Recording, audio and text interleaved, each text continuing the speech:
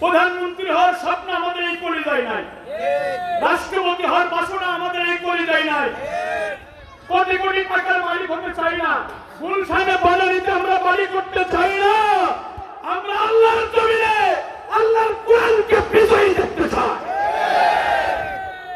আমার কোরআনের রাজ কায়েমের আন্দোলন করার কারণে আমাদের ফাঁসির মঞ্চে ঝুলিয়ে দিয়েছ, আমাদের নেতাদের ফাঁসির মঞ্চে ঝুলিয়েছ, অসংখ্য ভাইকে গুলি করে শহীদ করেছ, অসংখ্য ভাইকে আহত করেছ, বন্ধুত্ব করেছ, ঘর ছাড়া করেছ, বাড়ি ছাড়া করেছ, ব্যবসা বাণিজ্য ধ্বংস করে দিয়েছ, বুলডোজার দিয়ে মাথা গোজার শেষ আশ্রয়টুকু বাড়িটুকু মাটির সাথে মিশিয়ে দিয়েছ।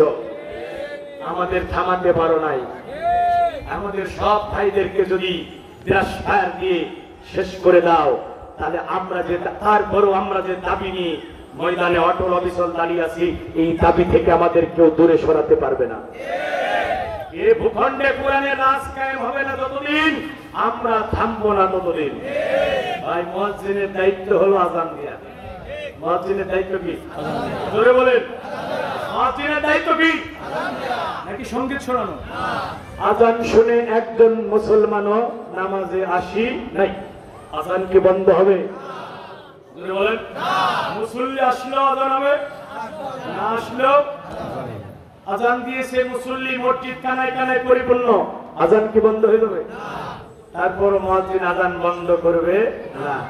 মুসল্লি আসলেও আযান, না আসলেও আযান। আমাদের স্পষ্ট কথা, জমিন আল্লাহ, এখানে আইন চলবে আল্লাহ। আল্লাহুল খালক ওয়াল আমরু, সাবধান জেনে নিও, জিনাইদার মুসলমানেরা একত্রিত হয়ে ধারণ করো, সৃষ্টিদার আইন চলতে হবে তা। আপনাদের কাছে জানতে চাই, আকাশের মালিক কে? আল্লাহ। জমিনের মালিক কে? গ্রহ নক্ষত্র তারকারাজি সৃষ্টি করেছে কে? এখানে আইন চলবে কার? আল্লাহর জমিনে আল্লাহর কোরআনের আইন চালু হবে না যতদিন জানমালের কোরবানি করে আমরা তাওহীদবাদী মুসলমানেরা আন্দোলন করব ততদিন। কে আমাদের সাথে আছে, কে নাই, কে সহযোগিতা করছে, কে বিরোধিতা করছে, কে সাথে আছে, কে দূরে গেছে, এটা দেখার সময় আমাদের নাই। সারা দুনিয়া যদি আল্লাহর কোরআনের বিপক্ষে চলে যায়, আমি একজন তাওহীদবাদী মুসলিম একা হলেও কোরআনের পক্ষে স্লোগান দেব, জেলে দিয়ে, ফাঁসি দিয়ে, বুলেট চলিয়ে আমাকে থামাতে পারবে না। কথা স্পষ্ট ভাইরা আমার। এই দাবি পূরণের মধ্যেই আপনার ঈমান নিহত। ভাই, আমি আপনাকে স্পষ্টভাবে বলতে চাই, যারা মুমিন তারা কখনো দিন কায়েমের আন্দোলন থেকে দূরে থাকতে পারে না। এই যে কোরআন থেকে দলিল নেন, সূরা তাওবা 44 নম্বর আয়াত, লা ইস্তাজিলুকাল্লাযীনা ইউমিনুনা বিল্লাহি ওয়াল ইয়াউমিল আখির আইয়ুজাহিদু বিআমওয়ালিহিম ওয়া আনফুসিহিম। যারা আল্লাহ এবং আখিরাতে বিশ্বাস করে তারা কখনো জিহাদ থেকে, ইসলামী আন্দোলন থেকে দূরে থাকবে। এটা কে বলছে? আল্লাহ।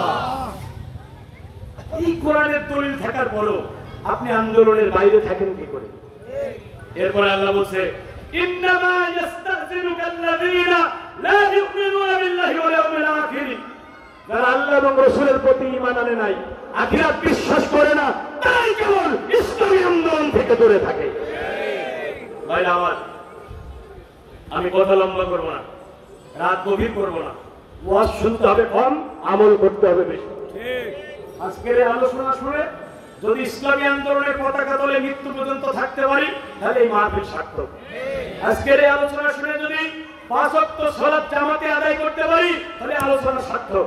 আজকের আলোচনা শুনে আমার ছোট্ট ভাইটা যদি ইসলাম নিয়ে সাজাতে পারি, তাহলে আলোচনা সার্থক। আজকের এই আলোচনা শুনে যদি এমন শপথ নিতে পারি, জীবনে যতদিন বেঁচে থাকবো বেপত্তাই 1 সেকেন্ডের জন্য রাস্তায় বের হবো, তাহলে মাহফিল সার্থক। আলোচনা শুনলাম, তাকবীরের স্লোগান দিলাম, হাত উঠাইয়া দেখালাম কোরআনের আইন চাই, কিন্তু আমার জীবনে কোরআনের বিধান না।